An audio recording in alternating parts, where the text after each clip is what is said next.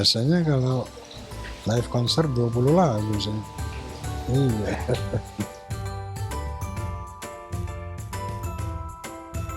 Umur benar-benar hanya angka, Rhoma Irama jadi bukti nyata. Si Raja Dangdut Rhoma Irama pantas menyemat predikat legenda. Ya, dedikasi dan kecintaannya pada dunia dangdut tak ada tandingannya. Selain masih produktif berkarya, di usia mendekati 80 tahun, Rhoma masih tetap energik dan mampu membawakan 20 lagu di panggung konser. Alhamdulillah, kalau live konser masih bisa 20 lagu.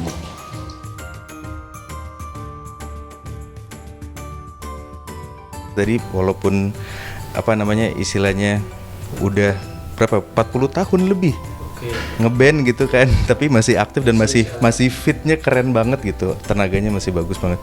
Jadi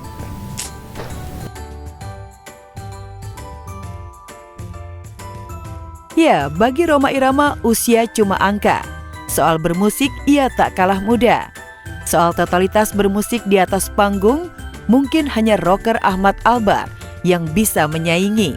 Wajar jika para musisi seperti Ahmad Dhani, Ari Lasso, dan Judika terpukau saat tampil sepanggung bareng Rhoma Irama. Ini real legend, idol aku dari dulu. Kagum bukan hanya karena karyanya, tapi juga karena pencapaian-pencapaiannya di luar biasa, kesehatannya juga, eksistensinya.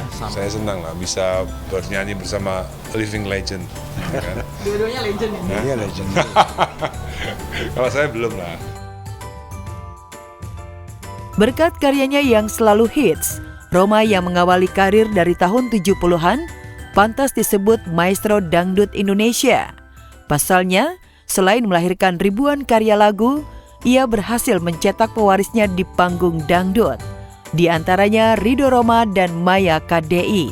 Pak Haji Rhoma Irama itu betul-betul Masya Allah, kita ngelihat seorang sosok Pak Haji Rhoma Irama dengan auranya, dengan karismanya.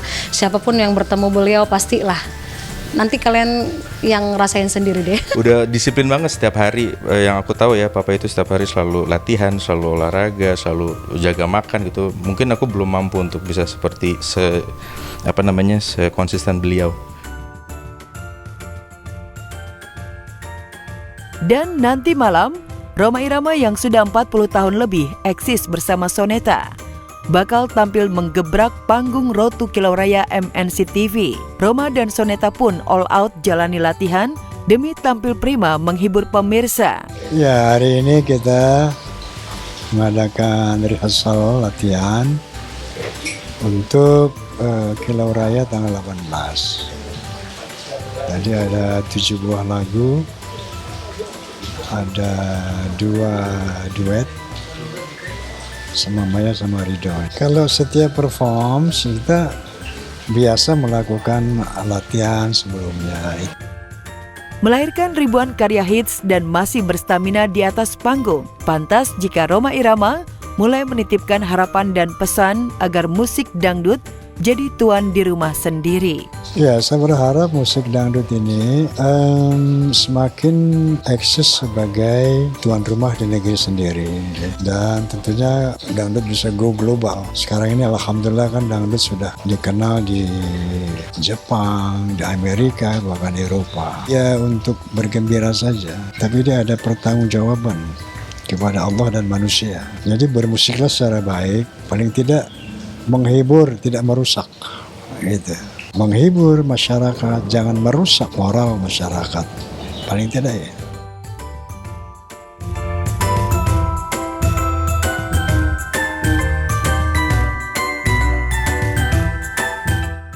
Nggak kocak, Vega dan Dr. Dema nggak akan bertahan 16 tahun.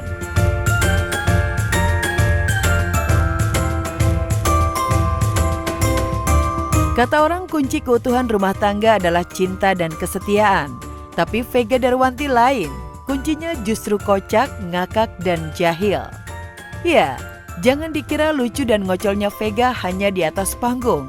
Di rumah atau setiap kumpul bersama pun, ibu dua anak ini super pintar bikin terpingkal-pingkal Dr. Dema Sani Sanjaya suaminya, seperti di balik panggung Road to Kilau Raya. Kita samperin Pak Dokter, Ya kayaknya dari sekian banyak, kalau anak-anaknya kan anak-anaknya JKT, mereka Wota. Nah kalau bapaknya Soneta nih. Nah ini suami aku Ayah, tim mereka kan Wota, kamu kan tim Soneta kan? Aku Soneta dong. Dr. Dema sendiri merasa bersyukur memiliki istri multi talent sekaligus multi akal. Begitupun dengan Vega.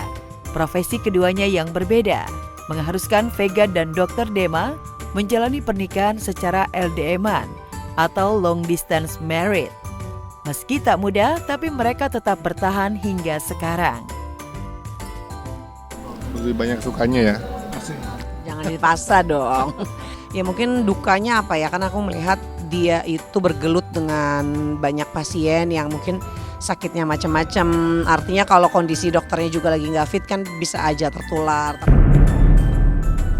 Dia memang sangat mencintai pekerjaannya, jadi dianya bahagia, dokter Demanya happy, dan dokter Demanya juga memang benar-benar amanah. Jadi mungkin dukanya nggak sebanding lah dengan bahagianya lah gitu. Kelucuan Vega di atas panggung juga membuat kedua buah hatinya, Raska Atmadeva Sanjaya dan Nadeva Leticia, merasa bangga dan terhibur. Terlebih sang bunda kerap impersonate para artis, seperti yang dilakukannya saat memandu program Road to Kilau Raya MNC TV. Wah, emak gue bisa nge-impersonate nih, bisa nge-impersonate orang nih. Ya lucu gitu ngeliatnya, lawak. Mungkin nurun gitu aku. Tebak bunda sekarang hari ini jadi apa? Coba. Jadi ini salah. Ini kan ada toiletnya, masa kalian nggak tahu? Ngomongnya udah. Ngomong Rano Karno. Benar, 100 untuk kamu. Lucunya, bakat Vega justru menurun pada kedua anaknya, terutama Raska. Tak hanya menyukai dunia tarik suara, putra sulung Vega itu juga mengaku punya bakat melawak seperti bundanya. Mungkin nurun gitu aku.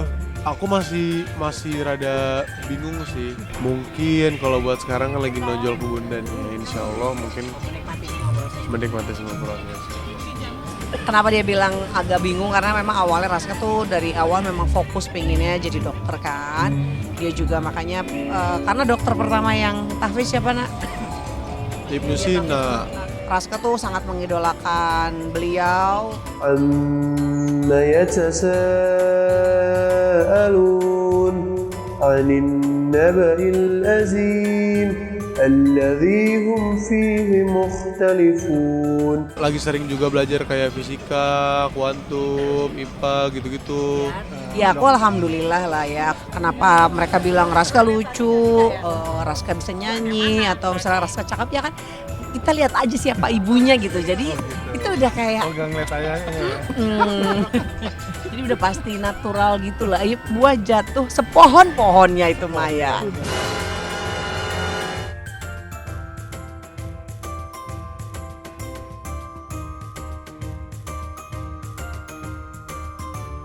Dangdut bikin JKT48 nagih.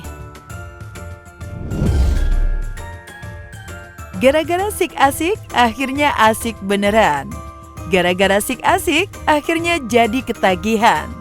Dangdut memang begitu. Sekali mencoba, apalagi diikuti bergoyang, dijamin jadi nagih.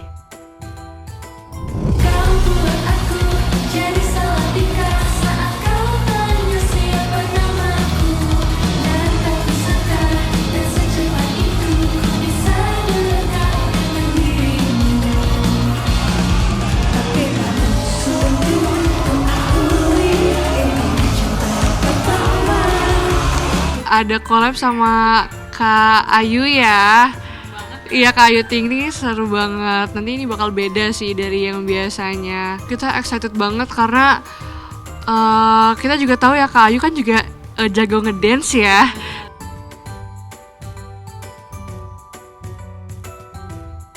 Gimana nggak bikin ketagihan? Selain enak dan asyik, JKT48 selalu menemukan antusiasme yang benar-benar pecah ketika menyanyikan lagu dangdut. Apalagi Wota, fans garis keras JKT48 pun support habis-habisan jika CS berdangdut di panggung.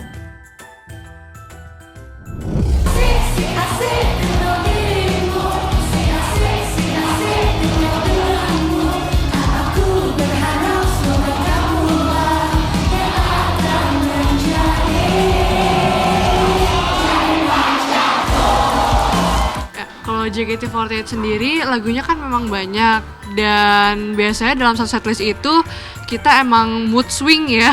Ada bahagia, terus tiba-tiba ada galau tapi tetap bahagia gitu. Jadi dibaluti dengan lagu-lagu yang upbeat.